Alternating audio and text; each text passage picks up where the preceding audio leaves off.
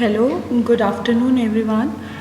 आज हम दो डिफरेंट प्रॉब्लम्स के बारे में डिस्कस करेंगे। एक है सर्विकल कैंसर और एक है ब्रेस्ट कैंसर। जैसे कि हम सबको पता है कि जो कैंसर है आज हमारे देश में वो सेकंड सबसे ज़्यादा होने वाली बीमारियों में से एक है। और महिलाओं में देखा जाए तो सर्विक्स का कैंसर, जिसको हम सर्विकल कैंसर कहते हैं, और ब्रेस्ट कैंसर, स्तन का कैंसर बहुत ज़्यादा फैल रहा है, जिसके बारे में कई फीमेल्स जो हैं वो जागरूक भी नहीं हैं। तो इसको जानने से पहले, सर्विकल कैंसर को जानने से पहले हम डिस्कस करेंगे कैंसर होता क्या है। कैंसर जो है, हमें पता है कि हमारी बॉडी जो है सेल्स से बनी है। सेल्स कंटिन्यूसली हमारी बॉडी में डिवाइड भी होते हैं और मल्टीप्लाई भी होते हैं। जैसे जैसे वो मल्टीप्लाई होते हैं वो हमारी बॉडी की एक नीड तक जो है वो हमारे को ठीक रहते हैं। लेकिन जब वो ज़रूरत से ज़्यादा मल्टीप्लाई होने लगते हैं तो उससे क्या होता है, एक इकट्ठा सा मास सा बन जाता है, जिसको हम एक ट्यूमर कह देते हैं। वो इकट्ठा ग्रोथ सेल्स का एक ट्यूमर कहलाता है। जो ये ग्रोथ्स हैं जो ट्यूमर के फॉर्म में हैं, या तो ये बिनाइन फॉर्म में होते हैं या फिर मेलिग्नेंट फॉर्म में। कैंसर जो है वो दो प्रकार का होता है। जो मेलिग्नेंट ट्यूमर वो ट्यूमर होते हैं जो पूरी बॉडी में फैल जाते हैं, और बिनाइन ट्यूमर वो होते हैं जो एक ही जगह पर रहते हैं।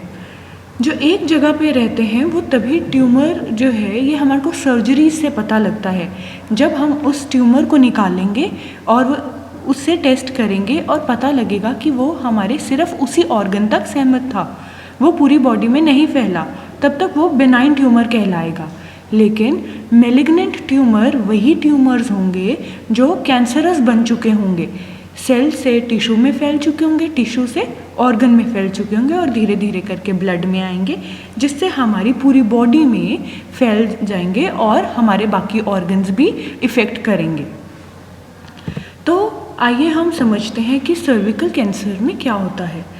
सर्विकल कैंसर वो फेज़ है जिसमें एक वायरस का अटैक होता है, जो यूजुअली ह्यूमन पेपिलोमा वायरस नाम से जाना जाता है, और ये हमारे बॉडी ऑर्गन सर्विक्स, जो हमारे वेजाइनल पार्ट है, उस पे अटैक करता है। हमारी लाइफ टाइम में सर्विक्स कैंसर जो है लगभग हर महिला में देखा जाता है। लेकिन सर्विक्स वायरस जो है, ये ह्यूमन पेपिलोमा वायरस, ये सब फीमेल्स में अटैक करता है, लेकिन वो किस हद तक करता है वो बताता है कि किसी को कैंसर होने के चांसेस हैं कि नहीं। ये मेलिग्नेंट नियोप्लाज्म कहा जाता है सर्विक्स का कैंसर। वही बात, मेलिग्नेंट वही कहलाते हैं जो पूरी बॉडी में फैल सकते हैं। ये धीरे धीरे करके ट्यूमर जो है ये फैलता है, और ये शुरू कहाँ से होता है, बिल्कुल एपिथीलियम से। एपिथीलियम वो लेयर है जो सरफेस एरिया सर्विक्स का कवर करती है, जो लाइनिंग से शुरू होती है सर्विक्स के, और धीरे धीरे करके या तो वेजाइना की तरफ या फिर वो यूट्रस की तरफ फैलने लगता है। ये हैं जो सर्विकल कैंसर के पेशेंट्स में सिम्टम्स नज़र आ सकते हैं।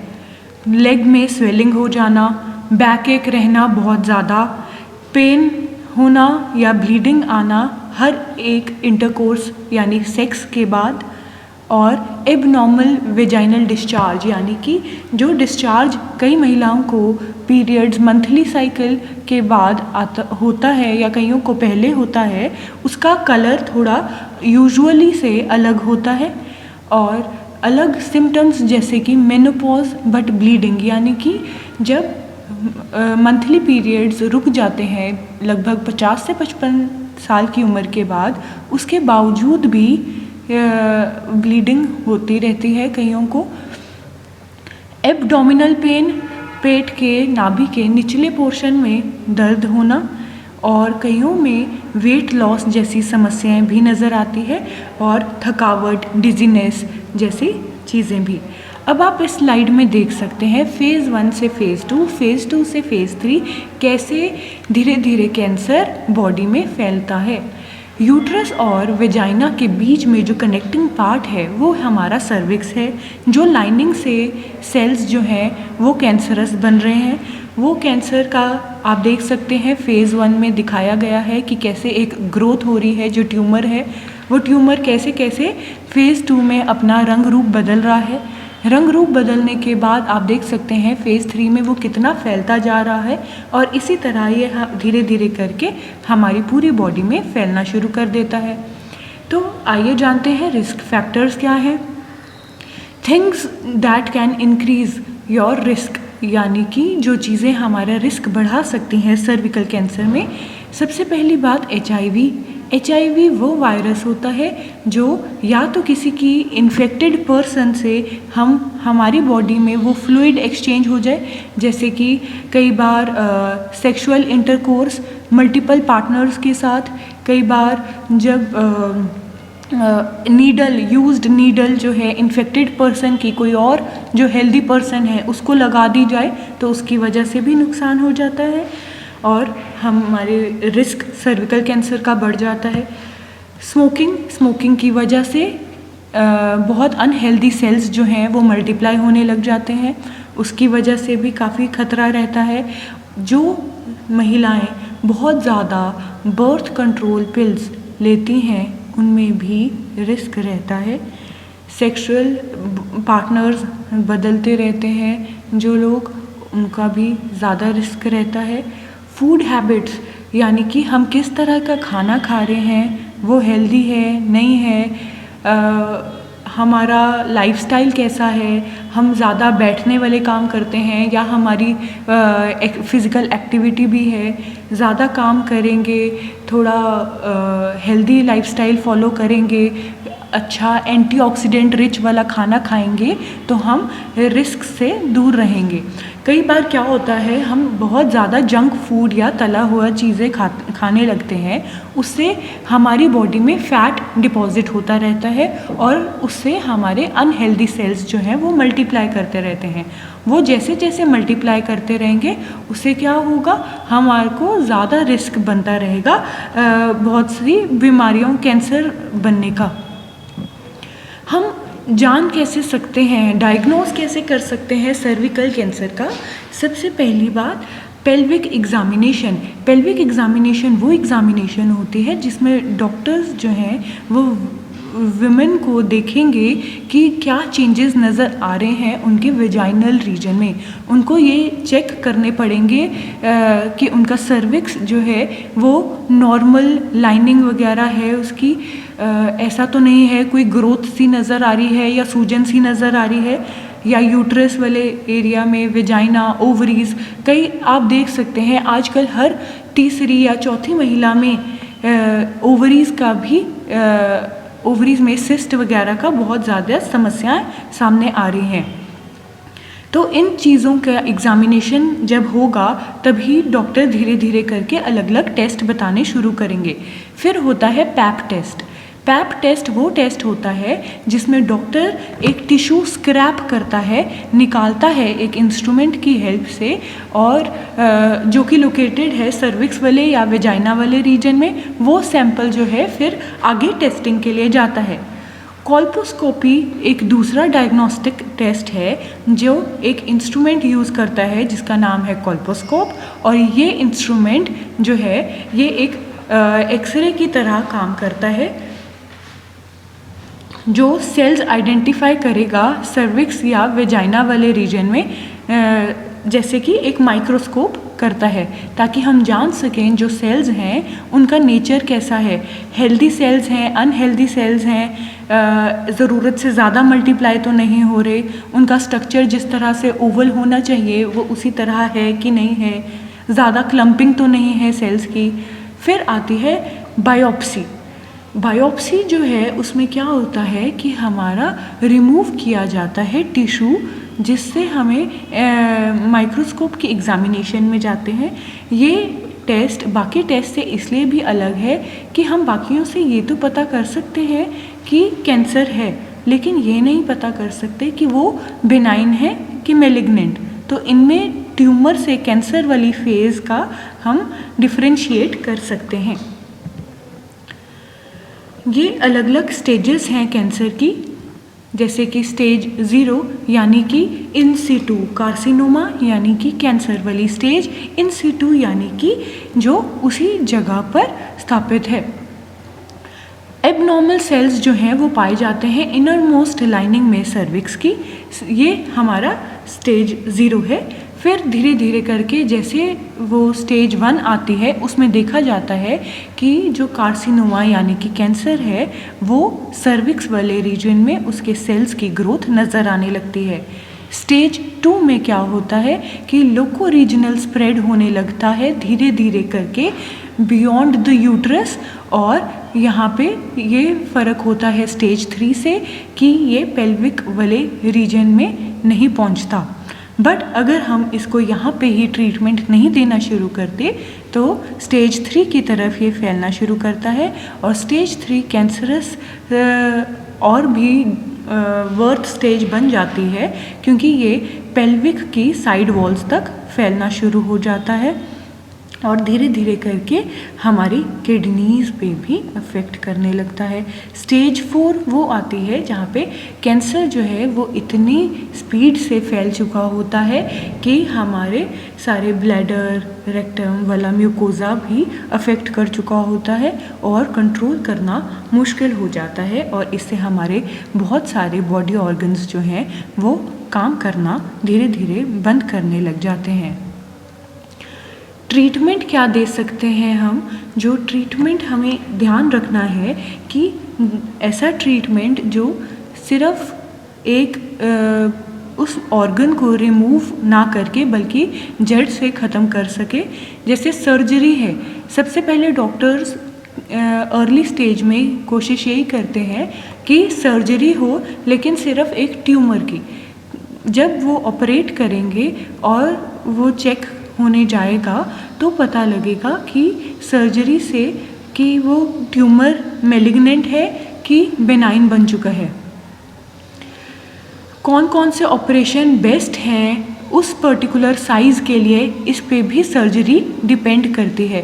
कई बार पूरा ऑर्गन रिमूव करना पड़ता है, कई बार थोड़ा सा ही पार्ट रिमूव करना पड़ता है, क्योंकि हमें देखना है कि उस फीमेल की उम्र क्या है। अगर वो कम उम्र की है तो हमें ये ध्यान भी रखना चाहिए कि उसने इन फ्यूचर कंसीव करना हो सकता है। रेडिएशन थेरेपी में एक्स्ट्रा हाई बीम एनर्जी जो है वो यूज़ की जाती है ताकि हम कैंसरस सेल्स को अटैक कर सकें।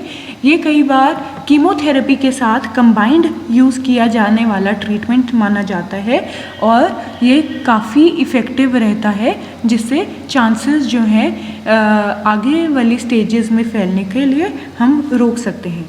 कीमोथेरेपी या तो ये वो ड्रग होता है जो किल करता है कैंसरस सेल्स, या तो इसको ओरली दे सकते हैं या फिर इसको डायरेक्टली वेन में दिया जाता है। और ये क्या करता है, ये भी हमारे कैंसर को और एडवांस होने से रोकता है, और रेडिएशन के साथ कई बार ये इकट्ठा ज़्यादा अच्छा इफ़ेक्ट देता है ताकि वो और एडवांस स्टेज में ना जाके बट वो हेल्पफुल रहे। तो आइए अब हम पढ़ते हैं नेक्स्ट प्रॉब्लम के बारे में, जो कि है ब्रेस्ट कैंसर। हमें पता है ब्रेस्ट कैंसर हमारी कंट्री में सेकंड लीडिंग कॉज है डेथ का, और बहुत ज़्यादा कॉमन है महिलाओं में, पर फिर भी महिलाएं कुछ इग्नोरेंट रहती हैं और ध्यान नहीं देती कि वो चीज़ इतनी बढ़ सकती है। इसके इंसिडेंट्स जो हैं वो एज के साथ, बढ़ती उम्र के साथ ज़्यादा नज़र आते हैं, क्योंकि लाइफस्टाइल जो है वो बहुत ज़्यादा सेडेंट्री बन रहा है, यानी कि काफ़ी औरतें जो हैं वो बैठी रहती हैं, हेल्दी खाना नहीं खाती, कई बार घर का खाना जो है वो वेस्ट ना हो तो उसके चक्कर में वो ज़्यादा खाने लग जाती हैं और इतना उनकी बॉडी यूज़ भी नहीं कर रही होती, तो इससे नुकसान होने के चांसेस रहते हैं। और इससे रिस्क किसको है? सारी महिलाओं को। सारी महिलाएं जो हैं उनको ब्रेस्ट कैंसर होने का रिस्क तो रहता ही है। तो उस रिस्क को ध्यान रखते हुए हमें अपनी हैबिट्स जो है वो सुधारनी है। ज़्यादा हेल्दी खाना खाना है, फैटी जंक फूड अवॉइड करना है, एंटीऑक्सीडेंट रिच डाइट खानी है, जो हमारे को फ्रूट्स, वेजिटेबल्स, कलर्ड, जो ब्राइटली कलर्ड फ्रूट्स वेजीज होंगी वो हमारे को बहुत हेल्पफुल रहेंगी। ब्रेस्ट कैंसर जो है वो 2 टाइप में होता है। सबसे पहली बात जो मिल्क डक्ट्स हैं, मिल्क डक्ट्स यानी कि वो डक्ट्स, वो वेसल्स जो मिल्क लेके जा रही हैं निपल की तरफ, तो उसके इनर लाइनिंग में अगर कैंसर प्रेजेंट है तो हम उसको डक्टल कार्सिनोमा कह देते हैं। अगर लोब्स जो मिल्क प्रोड्यूस करने वाले ग्लैंड्स हैं, अगर उनमें कुछ टिश्यू की एक्सेसिव ग्रोथ नज़र आ रही है तो उसको हम लोब्यूलर कार्सिनोमा कहते हैं। रिस्क फैक्टर्स जो कि रिस्पॉन्सिबल हैं ब्रेस्ट कैंसर होने के लिए, लेकिन वो जो है वो मेन कॉज नहीं होंगे, बट उनसे चांसेस बढ़ जाते हैं। ब्रेस्ट कैंसर जो है वो रिजल्ट है uncontrollable abnormal replication of the cells in the breast. Risk factors जो हैं वो 2 तरह में डिवाइड किए गए हैं, मॉडिफाइबल फैक्टर और अनकंट्रोलेबल फैक्टर्स। मॉडिफाइबल फैक्टर्स वो फैक्टर्स होते हैं जो हमारे लाइफस्टाइल, डाइट की मदद से हम मॉडिफाई कर सकते हैं। अगर हम कोई अनहेल्दी हैबिट्स है तो हम उसको इम्प्रूव कर सकते हैं, लेकिन अगर हम कई ऐसी सिचुएशंस होती हैं जिसमें हम कंट्रोल नहीं कर सकते तो वो अनकंट्रोल्ड फैक्टर्स में आता है। सबसे पहला जेंडर की बात करें तो महिलाओं को होना ब्रेस्ट कैंसर के सबसे ज़्यादा रिस्क है, और मेल्स में अगर देखा जाए 1 in 150 मेल्स, एक मेल 150 मेल्स में होने के चांसेस रहते हैं। एज की बात करें तो बढ़ती उम्र के साथ ब्रेस्ट कैंसर का रिस्क भी बढ़ता है। Over 80% of the female breast cancers occur among women aged 50+ years. Genetical risk यानी कि जो वुमेन कैरी करती हैं BRCA1 या BRCA2, ये वो टाइप है जीन्स का जो ब्रेस्ट कैंसर टाइप 1 या टाइप 2 होता है, जिसकी वजह से ज़्यादा रिस्क रहता है। ये जीन्स जो हैं लगभग सभी महिलाओं में होते हैं, लेकिन ये किस अमाउंट में है, क्या कंसिस्टेंसी है इनकी बॉडी में, ये ज़्यादा गवर्न करता है ये फैक्टर कि वो जेनेटिकल होगा या नहीं। फैमिली हिस्ट्री, जिन महिलाओं के क्लोज ब्लड रिलेशन में अगर किसी को ब्रेस्ट कैंसर रह चुका हो तो आगे भी जनरेशन्स में होने के चांसेस रहते हैं। पर्सनल हिस्ट्री यानी कि अगर किसी को एक ब्रेस्ट में कैंसर या लंप जैसी चीज़ें रह गई पहले कभी रही हों तो उससे चांस रहता है कि किसी और पार्ट में भी हो सकता है, क्योंकि कैंसरस सेल्स जो हैं वो बहुत जल्दी से बॉडी में फैलने लग जाते हैं। फिर है मेंस्ट्रुअल पीरियड यानी कि मंथली जो हमारे पीरियड, मासिक जो हम कहते हैं पीरियड्स होते हैं, इसमें क्या होता है, women who began having period before age 12 यानी कि 12 साल की उम्र से जिनको पहले मेंस्ट्रुअल साइकिल शुरू हो जाती है, या फिर जिनको बहुत ज़्यादा जल्दी मेनोपॉज आ जाता है, या 55 एज के बाद ज़्यादा रिस्क रहता है अगर वो नॉन स्टॉपेबल मेंस्ट्रुअल साइकिल चलती रहे। Breast radiation early in life यानी कि किसी को अगर बचपने में कभी कोई दिक्कत रही हो चेस्ट वाले पोर्शन में और उन्होंने रेडिएशन थेरेपी कभी करवाई हो, रेडिएशन ट्रीटमेंट करवाया हो, तो उससे ज़्यादा चांसेस रहते हैं कि इन फ्यूचर कभी उनको रिस्क हो सकता है ब्रेस्ट कैंसर होने का। ये कुछ सिम्टम्स हैं और साइंस हैं जो ब्रेस्ट कैंसर के बारे में बताते हैं, जैसे कि ब्रेस्ट के साइज़ का चेंज होना, कुछ लंप जैसी सिचुएशन बनना, रेडनेस होना निपल के पास, कुछ डिस्चार्ज लिक्विड सा निकलना निपल से, कुछ अजीब सी स्वेलिंग हो जाना आर्मपिट यानी कि अंडर आर्म्स के आसपास, कोई लंप सा बना है, थिक सा टिश्यू जो है वो side of wall of breast में सिचुएटेड है, या फिर कुछ अलग सी सूजन सी स्किन के टेक्सचर में कुछ फ़र्क सा नज़र आ रहा है, अगर निपल जो है वो इन्वर्टेड हो गया है, कुछ अलग सी शेप का हो गया है, उससे पता लगाया जा सकता है, या कांस्टेंट पेन होती रहे ब्रेस्ट में या आर्मपिट के पास। तो ये सारे साइंस होते हैं। मेथड क्या है डिटेक्ट करने का? एक है कि ब्रेस्ट सेल्फ एग्ज़ाम, यानी कि खुद जब वुमन छोटी होती है, ये स्कूल में भी एजुकेशन दी जाती है कि जब वो अपने अर्ली 20s में हों तो वो अपने आप को सेल्फ डिटेक्ट कर सकती हैं। खुद अपनी बॉडी को थोड़ा थोड़ा चेक करता रहना चाहिए कि कोई अलग सी गिल्टी सी ना फील हो, कोई सूजन सी रसोली टाइप जो है वो नहीं होनी चाहिए ब्रेस्ट वाले पोर्शन में। ये दूसरी टेक्निक है जो है मेमोग्राम्स। मेमोग्राम एक दूसरी तरह का एक्सरे है जो ये पता लगाता है कि वो कैंसरस टिश्यूज़ प्रेजेंट हैं कि नहीं है, और डायग्नोज करने में भी हेल्प करता है कि वो मेलिग्नेंट तो नहीं बन गए, बेनाइन से।